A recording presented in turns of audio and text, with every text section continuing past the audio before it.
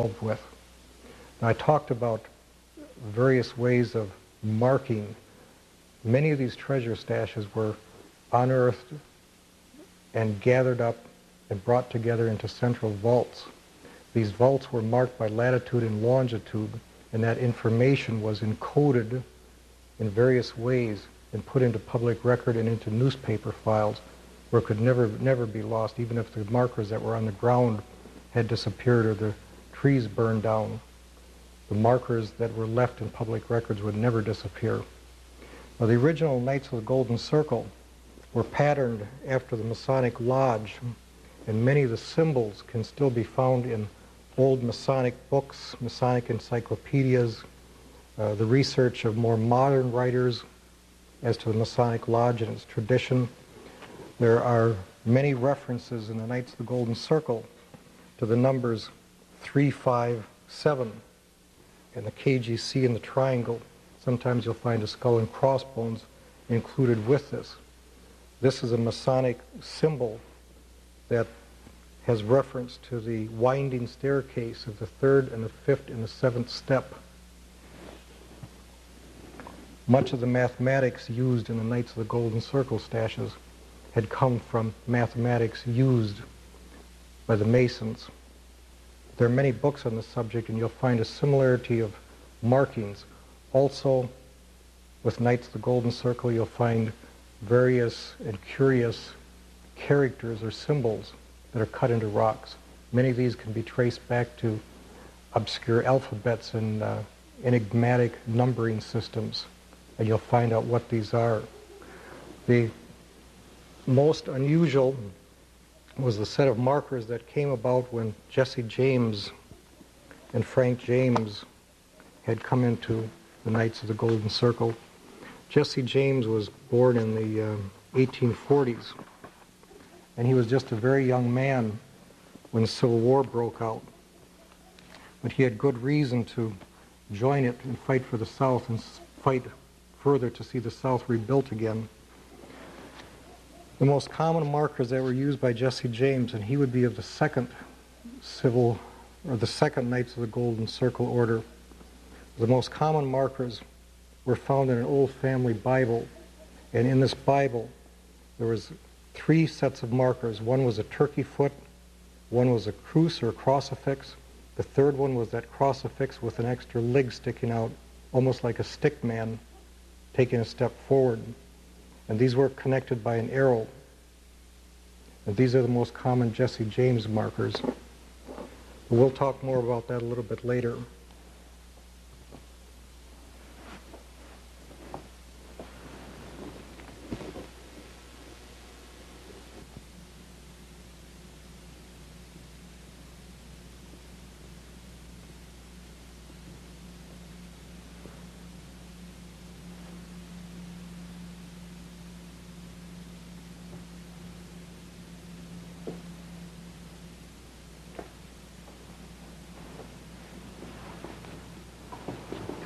So far we've seen what some of the markers look like and some of the Jesse James markers.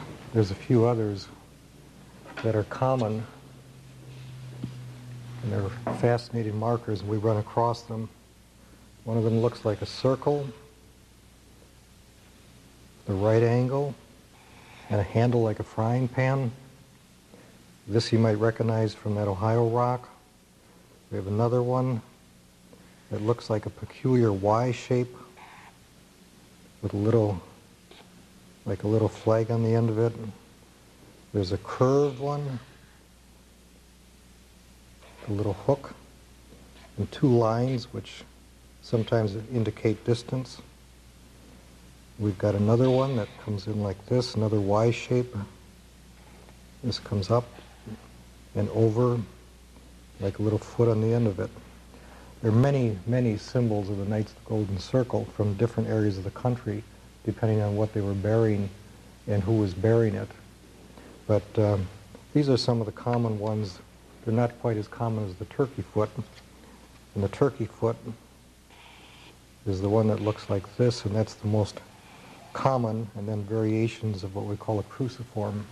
A lot of the stashes that were set down were put in strategic places so that that stash could be used to fight another civil war or could be used for supplies. Around most of your major southern towns, you'll find somewhat of a layout like this. This is Little Rock in the center, and this looks like a target or a bullseye around it. And on this line, the circular line surrounding Little Rock, there's a whole line of stashes that would have been the supplies for the people fighting the next war. And there's another line out further and another set of stashes around this. You'll find circles that are set up just like the circles of the Knights of the Golden Circle. By that I mean there was an inner circle of men that operated it. There was a circle around them of people that took orders, and then they carried out those orders to another circle around that.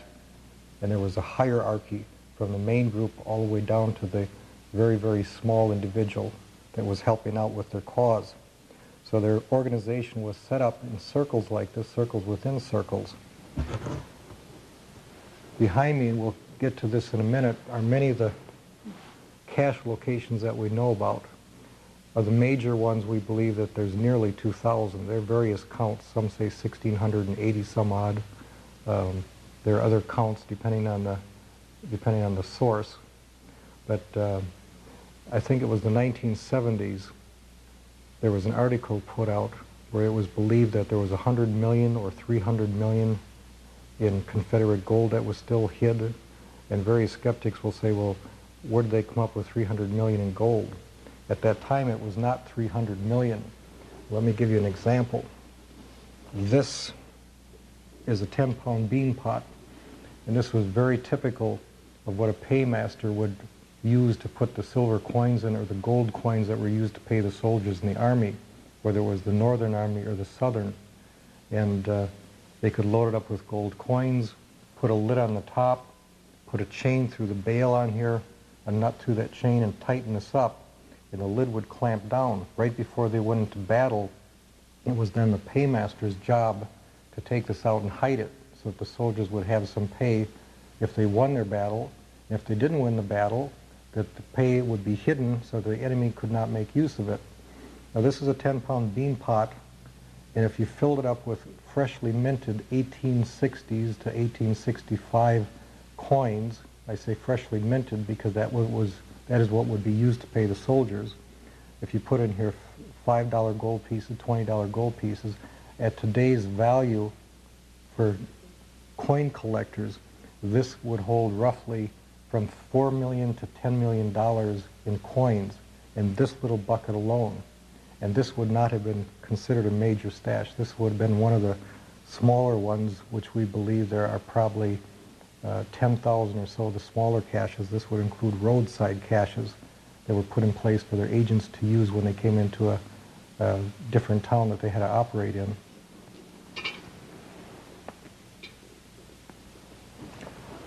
On the map behind me are flags and indicators that stretch from one coast to the other.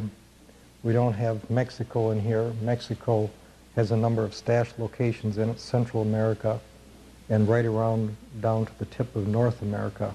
Right around to the tip of South America. And there are actually stashes that are out in Cuba and some of the islands in here.